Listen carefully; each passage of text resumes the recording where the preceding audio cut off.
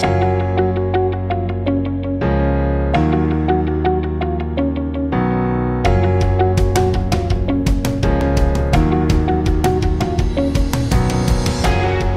selamat datang dalam seri Fondasi Teologi sebagai Kehidupan Kristen.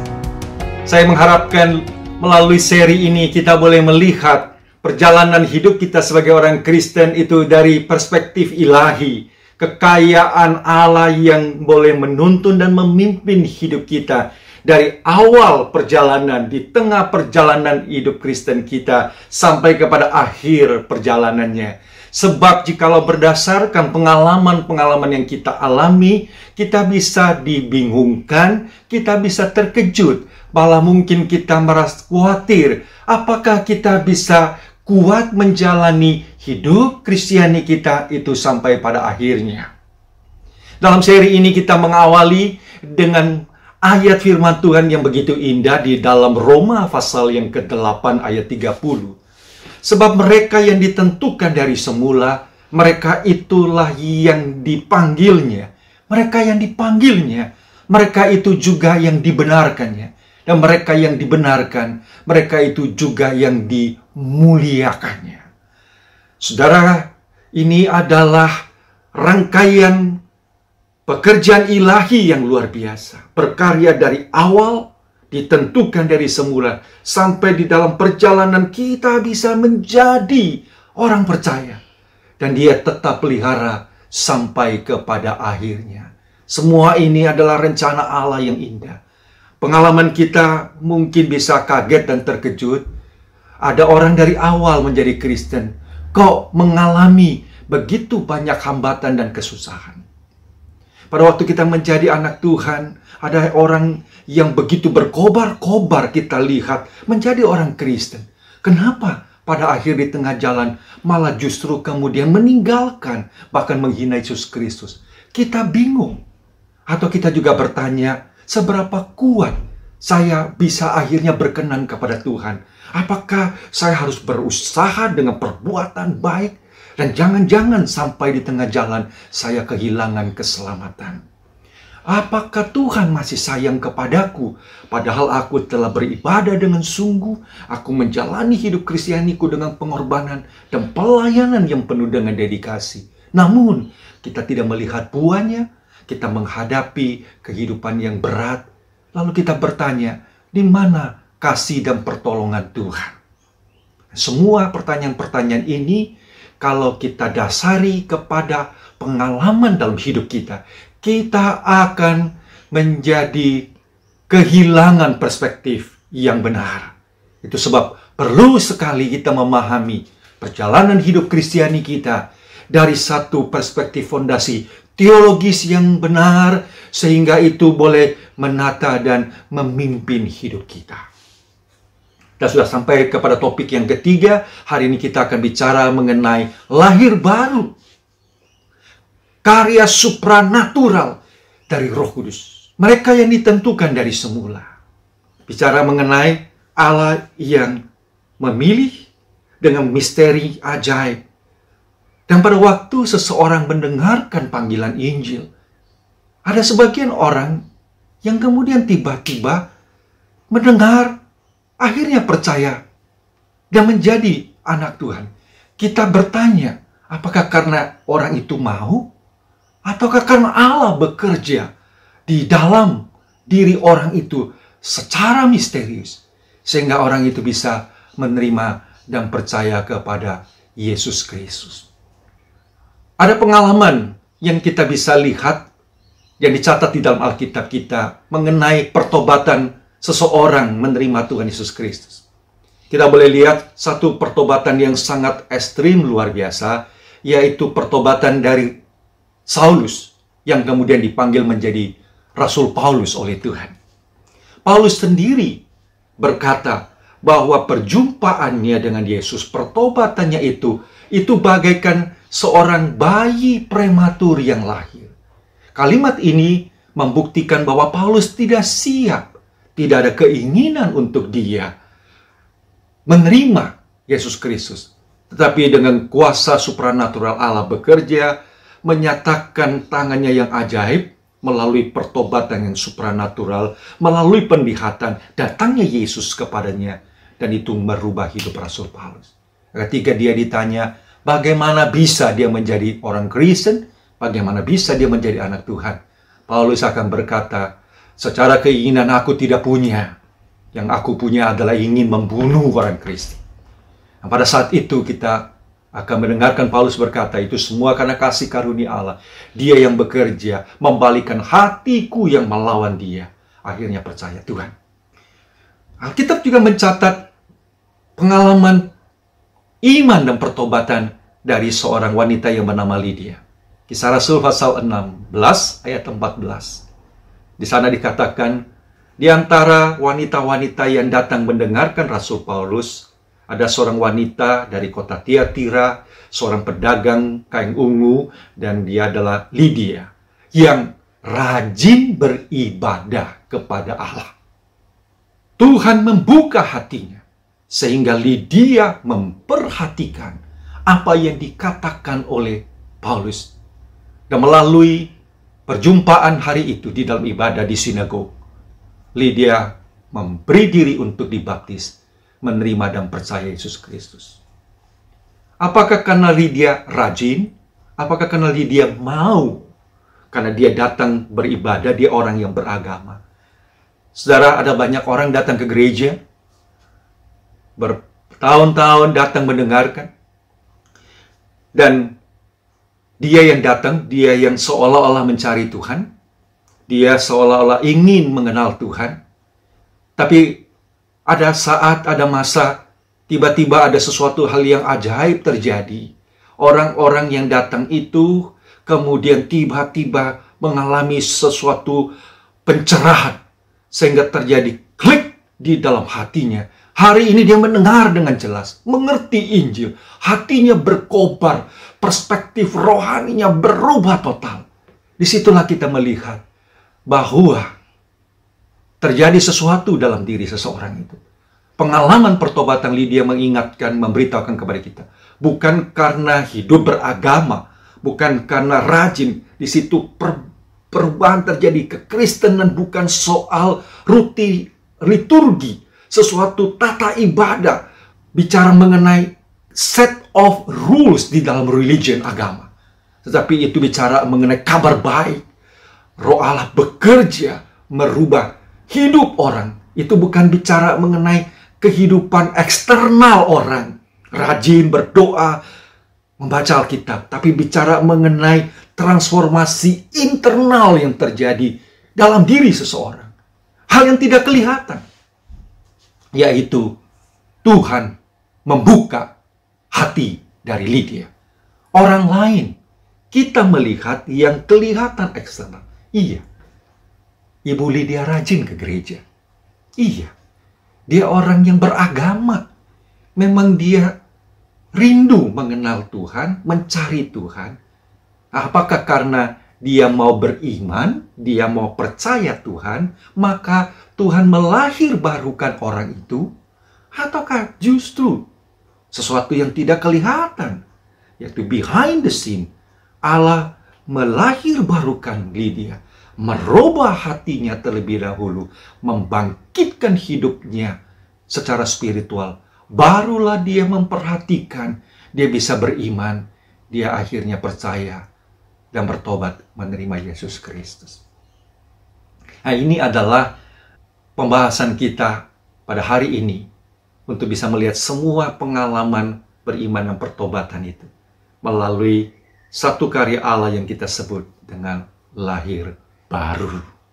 Kita boleh definisikan, lahir baru adalah kuasa supranatural dari Roh Kudus yang berdaulat, yang memberikan satu hidup spiritual kepada seseorang, yang membangkitkan dia dari kematian spiritual, yang akhirnya membuat mereka bisa berespon dengan iman dan pertobatan kepada Yesus Kristus, dan menjadikan Yesus sebagai juru selamat, dan menjadi ciptaan baru dan manusia baru.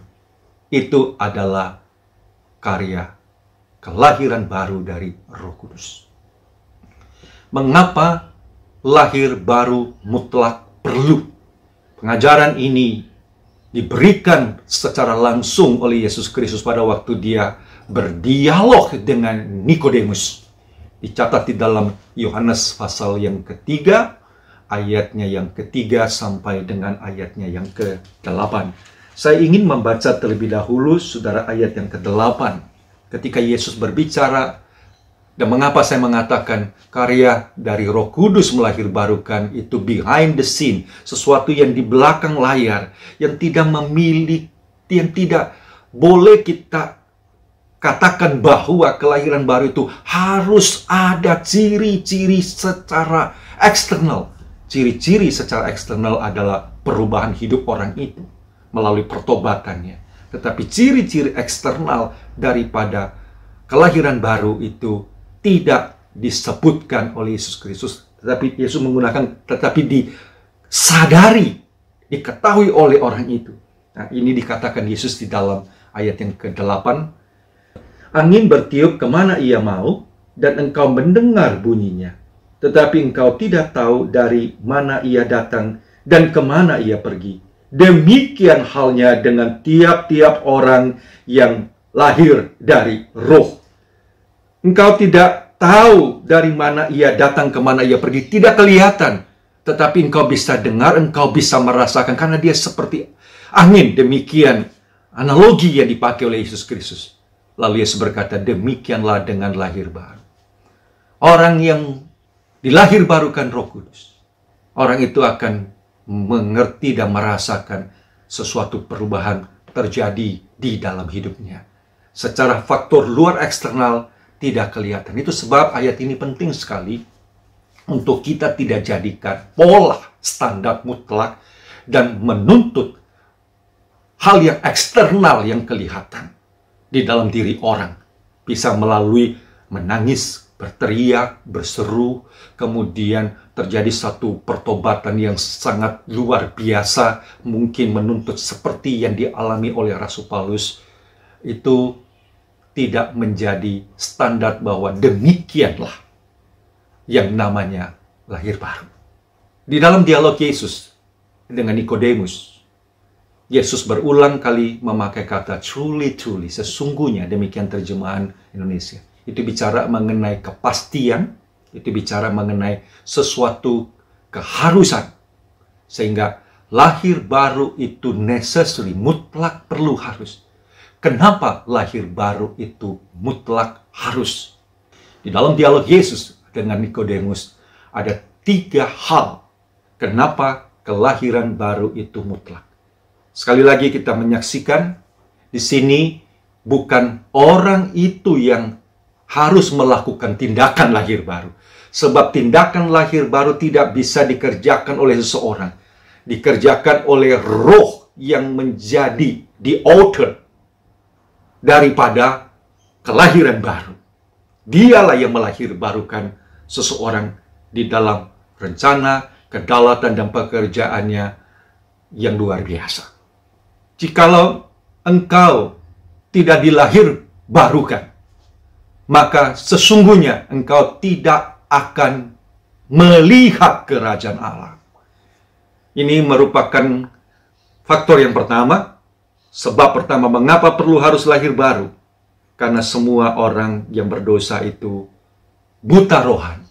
Di dalam keberdosaan manusia lebih senang berjalan dan tinggal di dalam kegelapan. Lahir baru berarti mengeluarkan seseorang dari terang. Setelah dia ada di dalam terang, barulah dia bisa melihat hidupnya itu ada di dalam kegelapan. Yang kedua, Yesus berkata kepada Nikodemus di ayat yang ke-5, sesungguhnya engkau harus dilahirbarukan. Engkau tidak dapat masuk ke dalam kerajaan Allah. Incompetent. Tidak sanggup, tidak mampu, tidak berdaya. Artinya, dari kekuatan, kemampuan, usaha seseorang untuk masuk ke dalam kerajaan Allah, impossible mutlak. Dari sana, tangan yang kuat membawa orang itu masuk ke dalam kerajaan Allah. Nah, itu adalah lahir baru. Tidak ada perbuatan baik, tidak ada usaha dari manusia yang sanggup bisa diperkenan kecuali Roh Allah melahirbarukan seseorang. Yang ketiga, Yesus kemudian berkata, apa yang dari daging pasti akan menghasilkan daging, apa yang dari roh akan menghasilkan yang spiritual. Manusia di dalam pikirannya yang duniawi tidak akan mungkin bisa mengenal dan mengerti hal yang rohani. Itulah sebabnya ketika kita mendengarkan firman, mengerti panggilan Allah, dan hal-hal yang bersifat spiritual itu, ketika kita bisa mengerti dan menyadari, karena ada roh, spirit itu, yang membawa kita mengenal hal yang spiritual. Karena manusia terjual di dalam kedagingan dan keberdosaan yang memberontak kepada Allah. Itulah keinginan dari manusia. Hanya roh yang membuat kita menginginkan hal yang bersifat rohani, dan Allah itu yang roh adanya. Satu ayat di dalam Titus, pasal yang ketiga, ayat yang kelima, menjadi satu ayat yang penting sekali, bicara mengenai lahir baru, dan apa sebabnya kita bisa diselamatkan. Pada waktu itu, Dia telah menyelamatkan kita, bukan karena perbuatan baik yang telah kita lakukan. Straightforward dari firman Tuhan ini. Tetapi karena rahmat-Nya, His mercy, kasih karunia-Nya. Bukan karena perbuatan baik kita, tetapi karena rahmat-Nya. Oleh permandian kelahiran kembali, dan oleh pembaharuan Roh Kudus. Washing and renewing, regeneration, Holy Spirit. Ini adalah pekerjaan daripada Roh Kudus yang melahirbarukan kita. Disitulah yang membuat kita diselamatkan oleh Dia. He saved us not because of works done in righteousness, but according to His own mercy, by the washing of regeneration and the renewal of the Holy Spirit. Disinilah kita melihat keindahan kuasa daripada pekerjaan Roh Kudus. Ketika kita mulai memberitakan Injil, kita tahu itu adalah kewajiban yang kita kerjakan.